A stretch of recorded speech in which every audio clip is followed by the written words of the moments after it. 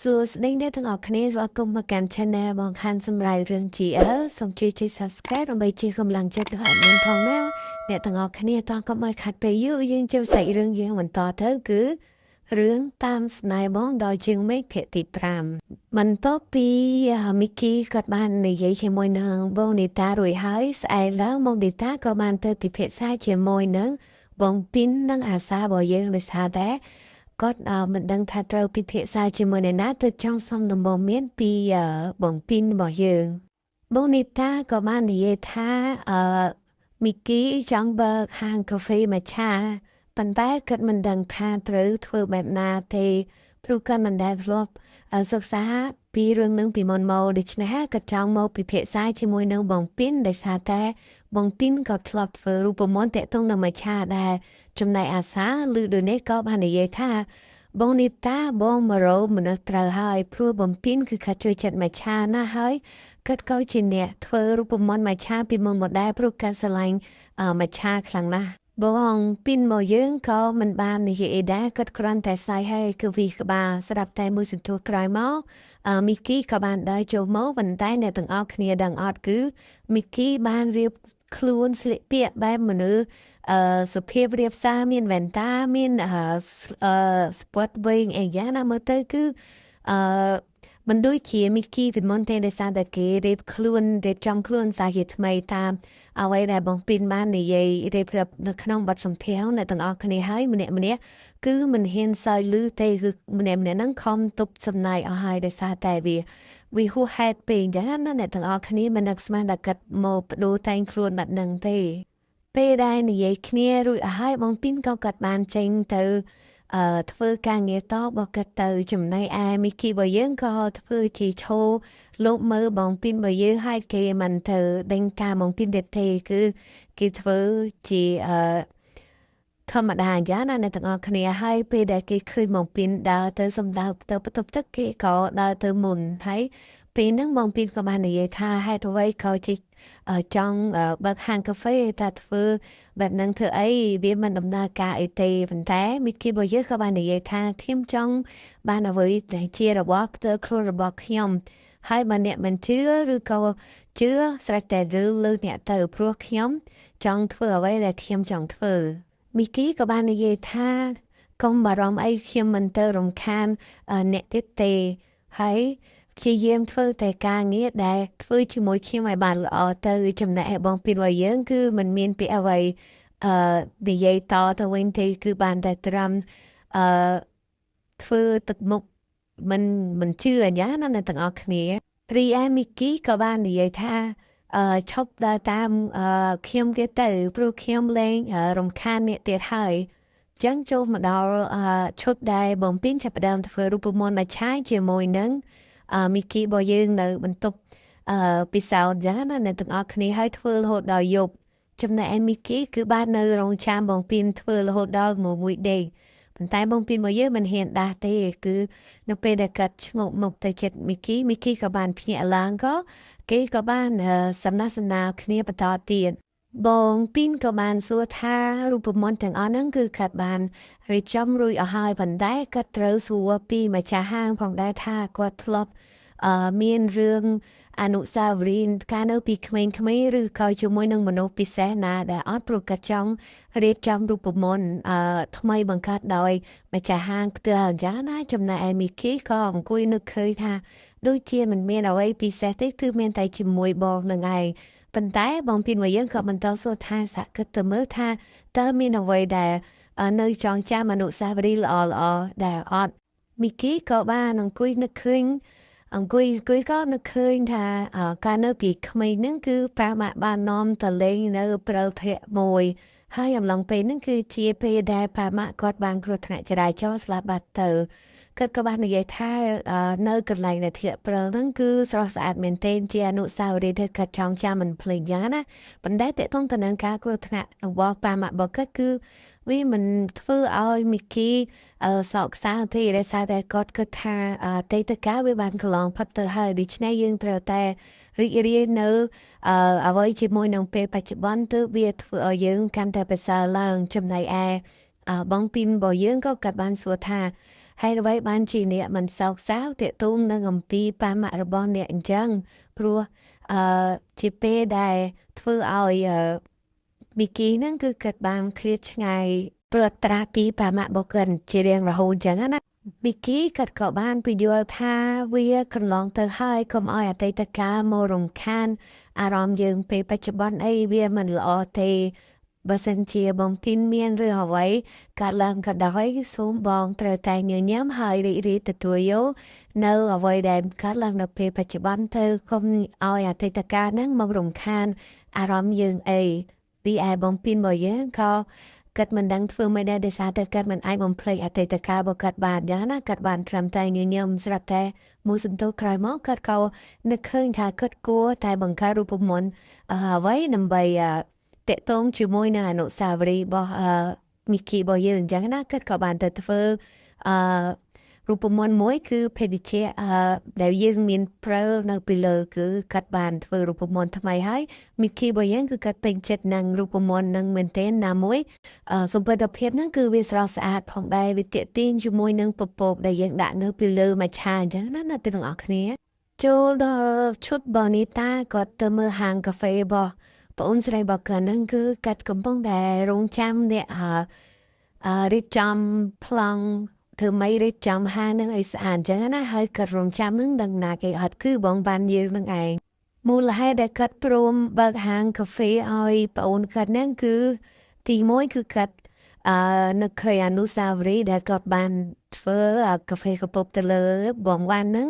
ហើយមួយទៀតគឺគាត់ដឹងថាបងវ៉ាន់ធ្វើការអ្នករៀបចំរចនាម៉ូដ decor អីហ្នឹងក៏គាត់តាក់ទងទៅខាងក្រុមហ៊ុននឹងបណ្ដោយឲ្យបងវ៉ាន់ហ្នឹងគឺជាអ្នកមកចាត់ចែងរៀបចំហាងកាហ្វេរបស់បងអូនរបស់គាត់អញ្ចឹងណាហើយពេលដែលគាត់កំពុងតែឈោសម្លឹងមើលហ្នឹងស្រាប់តែបងវ៉ាន់គាត់ដើរចូលមកក៏តែរៀងភ្ញាក់ផ្អើលបន្តិចដែរដោយសារតែអ្នកដែលគាត់ត្រូវមក decor ហាងឲ្យហ្នឹងគឺជាបងនីតាដែលគាត់ជួបថ្ងៃមុននឹងឯងពួកគាត់ក៏រាក់ទាក់គ្នាសួរគ្នាទៅវិញទៅមកអញ្ចឹងថាមិននឹកស្មានថាបានជួបគ្នាម្ដងទៀតហើយត្រូវជាអតិថិជនរបស់បងវ៉ាន់អញ្ចឹងណាបន្ទាប់មកបងវ៉ាន់ក៏ចាប់ផ្ដើមវាស់វែងថាគួរដាក់បែបណាតុបតែងបែបណាបានស្អាតអញ្ចឹងណាស្រាប់តែពេលហ្នឹងបងនីតាក៏ថាមកចាំឲ្យខ្ញុំជួយប៉ុន្តែបងវ៉ាន់របស់យើងគាត់ប្រកែកថាមិនចាំបាច់ទេដោយសារតែគាត់ជាម្ចាស់នៅហាងហ្នឹងហើយគាត់ជា CEO ទៀតធ្វើការបែបហ្នឹងវាមិនសមជាមួយនឹងគាត់ទេប៉ុន្តែបងនេតាគាត់នៅតែចង់ជួយហើយគាត់ក៏បានយកម៉ែតមកវាស់វែងតែម្ដងទៅចំណែកឯបងវ៉ាន់ក៏ភ្ញាក់ផ្អើលដែរថាមិននឹកស្មានថាបងនេតាចេះធ្វើការងារទាំងអស់ហ្នឹងបានលឿនយ៉ាងហ្នឹងទេកាត់មកដល់ឈុតបងពីនរបស់យើងវិញបន្ទាប់ពីគាត់បានធ្វើ drinkជាមួយនឹងមីគីរួចហើយគាត់កំពុងតែរៀបចំទៅផ្ទះតែម្ដងប៉ុន្តែអាសារបស់យើងនឹងចេញមកក៏បានសួរបងពីនថាមានណាត់តាណាអត់គឺចង់បបួលបងពីននឹងទៅបារមួយកន្លែងទៅយើងទៅ relax ផឹកស៊ីអីយ៉ាងណាប៉ុន្តែបងពីនក៏គាត់បាននិយាយថាគាត់បានជិបណាត់ជាមួយនឹងមិត្តភក្តិរបស់គាត់ហើយមិត្តភក្តិរបស់គាត់នឹងគឺអាលីសនឹងឯងទៅមកគាត់ក៏បានបបួលអាសាទៅដែលថាបើមិនប្រកាន់ទេអាចទៅជាមួយពួកគាត់បានដោយសារតែមិត្តភក្តិរបស់គាត់នឹងមិនប្រកាន់ច្រើនទេចំណែកអាសារបស់យើងគឺគាត់អត់បដិសេធទេគឺគាត់អូខេទៅតែម្ដងបន្ទាប់មកបងពីនក៏បានចូលទៅផ្លាស់ខោអាវឲ្យអាសានឹងនៅរងចាំឆ្លៀតឱកាសហ្នឹងអាសាក៏បានផ្ញើសារទៅមីគីរបស់យើងថាយប់នេះគឺបងពីនគឺបានទៅបារមួយកន្លែងគឺកន្លែងចាស់នឹងឯងហើយគាត់ក៏បានទៅជាមួយដែរមីគីរបស់យើងពេលបានទទួលសារនឹងហើយគឺមិនបងអង្គយូគឺទៅតាមពីក្រោយតែម្ដងទៅហើយមុនដំបូងហ្នឹងគឺពេលដែលបងពីនជាមួយនឹងអាសាបានដើរចូលទៅហ្នឹងគឺអាលីសរបស់យើងហ្នឹងគឺគាត់កំពុងតែរំនៅចាំស្រាប់តែពេលហ្នឹងអាលីសក៏រៀងភ្ញាក់ផ្អើលដែរដោយសារតែគាត់ធ្លាប់ជួបអាសាពីមុនមកហើយពួកគេក៏បានធ្វើអីគ្នាទៅដោយសារតែអង្គអាវៈមុនហ្នឹងគឺពេលដែលអាសាមកតាមដានស៊ើបថាតើអាលីនឹងត្រូវជាសង្សាររបស់បងពីនឬក៏អត់ហ្នឹងពេលហ្នឹងពួកគេក៏បានធ្វើ homework មួយគ្នាទៅត្រឡប់មកឈុតដែលគាត់ជួបគ្នាវិញហ្នឹងគាត់ក៏បានណែនាំខ្លួនហើយអាសាក៏បាននិយាយថាសួស្ដីអាលីរីករាយដែលបានជួបនេះហើយគេក៏បានហុចដៃទៅចាប់ចំណែកអាលីរបស់យើងក៏បានថារីករាយដែលបានជួបនេះអាសា ហើយពេលហ្នឹងគេកំពុងតែចាប់ដៃគ្នាហ្នឹងក៏គេសម័យដល់ពេលដែលគេជួបគ្នាដំបូងហ្នឹងគឺគេបានថើបគ្នាហើយទៅដេតគ្នានៅកន្លែងតាពីនេះអីចឹងណាអ្នកទាំងអស់គ្នាចំណែកឯបងពីរបស់យើងក៏ហឹមមកថាអ្នកទាំងពីរធ្វើដូចមិនមានខ្ញុំនៅទីនេះអញ្ចឹងចំណែកឯអាលីរបស់យើងហ្នឹងក៏បាននិយាយថាកុំចំណែនមើលសំណប់ចិត្តហើយសំណប់ចិត្តយើងក៏ស្អាតដូចតែគ្នាដែរគ្រាន់តែលោលេងក៏មិនបានដែរ